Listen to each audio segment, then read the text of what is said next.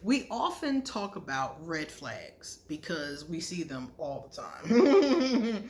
I get messages about red flags a couple times a day. So today I want to talk about green flags. I've talked about green flags before, but if you're in a relationship, what are some green flags that you can proceed? You can move forward. Now, I saw this on Instagram. I do not know how to say this person's name, so I'm going to spell it. It is at NEDRATAWWAB.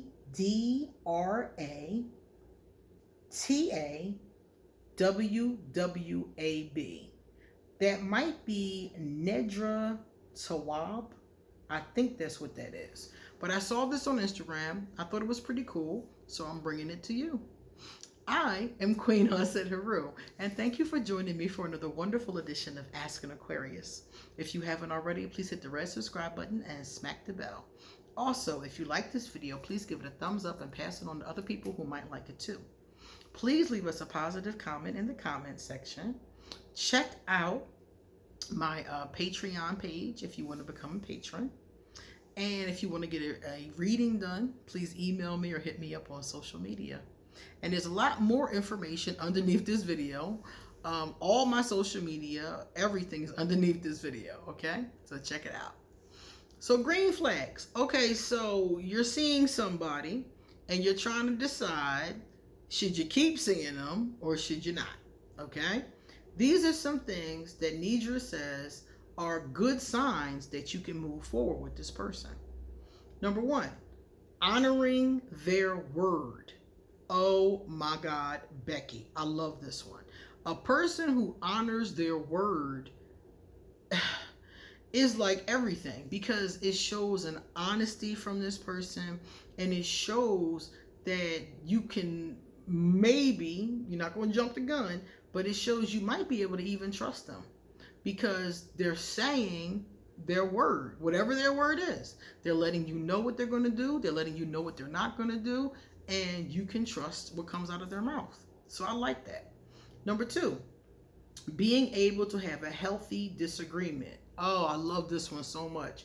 So you and this person get into a disagreement, but instead of them calling you all kinds of bitches or all kinds of, cuss words, they have a healthy disagreement. They let you know that they disagree. They let you know why, and you talk through it. So instead of them calling you names or, going back and forth or, getting physical or whatever the case is, they know how to have a healthy disagreement.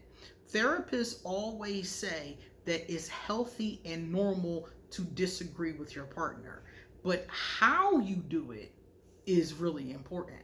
If you're disrespectful or nasty or negative, that's not good. So in this case, this person is healthy with the way that they disagree, and I like that a lot. Number three, you feel heard. Oh my God. You feel like this person really hears you, understands you. That is touching my soul.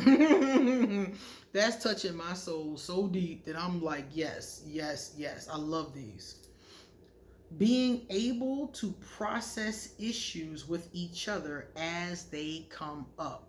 So as issues happen, instead of them ignoring them or giving you the silent treatment or fighting with you about them, they're able to process them with you as they arise, again, in a healthy way. So this is another great vibration.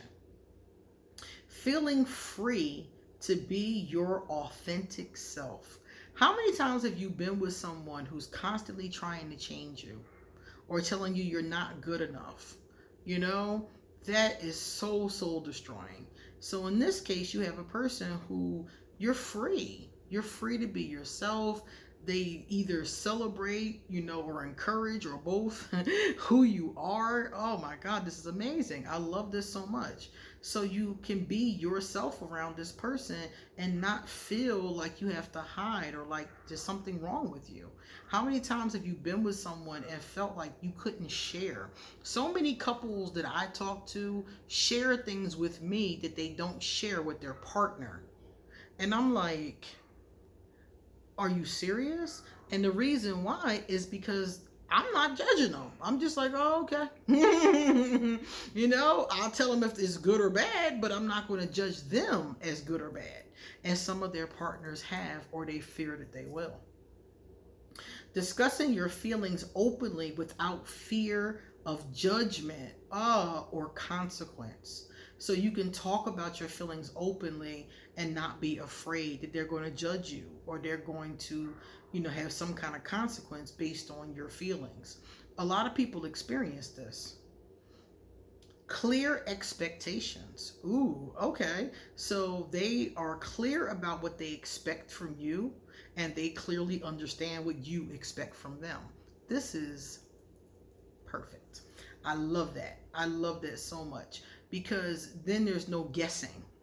I don't have to guess what you expect me to do, and vice versa. The last one is willingness to be open to a different perspective. So even though they have their own perspective, they have their own mind, they have their own ideas, which is wonderful, but they're still open to a different perspective. And this is one thing that I always try to do. I'm very certain about the things that I think and feel. Many of them I've overthought for a million years, but I'm always open, because I know that even if I've made up my mind about a topic, that there are things that could come up that I'm not aware of. I'm smart enough to know that I don't know everything. And I'm also smart enough to know that more things will be discovered about things I do know all about. So I could know all about a topic. Think about this for those of you who went to college. Many of us went to college. We got the most up-to-date information in our anthropology books or in our majors or whatever the case was, in our textbooks. We had the latest edition, but I've been out of school for 20 years. So I know a lot of stuff has come out in the past 20 years that I might not have known 20 years ago. Some of that stuff was already common knowledge, and a lot of it wasn't. And I'm smart enough to know, so if your partner is open to different perspectives, even while having an opinion or having a thought process, that's perfect. That's on point.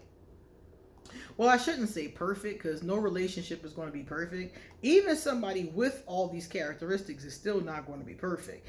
But this is somebody who is worth pursuing. I agree 100%. This is a person that they call it a green flag. I agree 100%. This is the kind of person I would want to be in a relationship with. This is the kind of person that I would be open to being in a relationship with. I would be open to moving forward, put it like that. Especially if this is at the beginning of the relationship and I've just met this person and they're presenting like this, of course, I'm gonna move to stage 2. Jordan Oliver. Okay, we're going to talk about some positive comments now. Jordan Oliver said, if you felt sick around Voldemort, I always did, nauseous, he is probably a demonic spirit in flesh. That's good that you got away from him, because that was a huge warning sign. It was really weird. I always said I thought something was wrong with that boy. I always said that. And the more I got into spirituality, the more I think it is a bad spirit or a bad entity on him. I agree. Demonic energy, something. There's something there. And it's not just, how some people are just you have a bad situation with them, or y'all don't get along, lack compatibility, a bad girlfriend, a bad boyfriend. We all know those people. But this was a very disturbed person. And I think he's more disturbed than we even know. I don't think he really lets on. Now that I'm, way back from him, I can see a lot better now. I allow myself to admit a lot of things that I see now.